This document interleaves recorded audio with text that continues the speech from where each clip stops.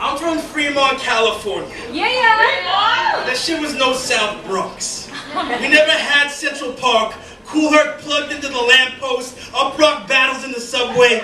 Now this right here is the history of the Ardenwood B-Boys. Elementary school kids with brown skin, lugging around cardboard that was meant by parents to be used as buying boxes. We knew 3 moves. Groundwork, the backspin, the pose. I've been in love with hip-hop since back in the day, and no, it wasn't the day I first heard Run DMC, watched Beat Street, or threaded fat laces into my Adidas. The day I fell in love with hip-hop I can trace back to a playground fight on the grounds of Ardenwood Elementary, and the day we stood up to a group of white kids who kept us on the knuckle and sneaker heel with the same curses their parents had for ours. Now I don't remember who threw first, who bled second. What started as a high noon standoff between these potty-mouthed children quickly burst into a chipwood pressure cooker. It was only a matter of time before somebody popped. I didn't think it'd be my quiet friend Neil who walked into the middle of all this mayhem, his provincial malnourished body like a steel girder through the temples.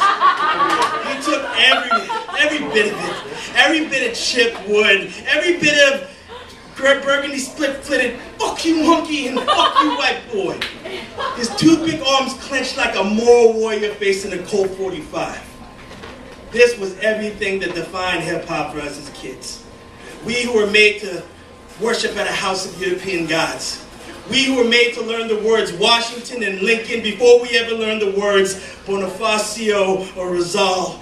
We who were made to contort the nature of our tongues so we may more easily pronounce the words assimilation, acculturation.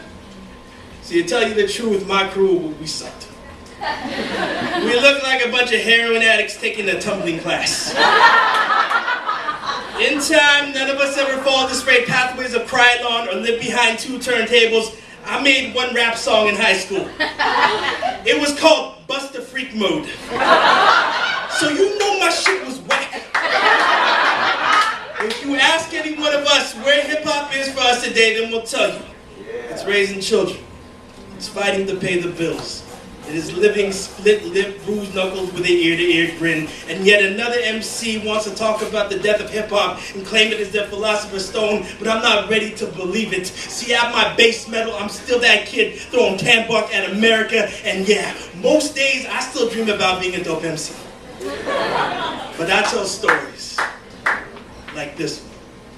See, a while back, I found my baby brother curled up in his sleeping blanket in my parents' driveway. My baby brother, the only one of us who ever learned how to do all this stuff properly.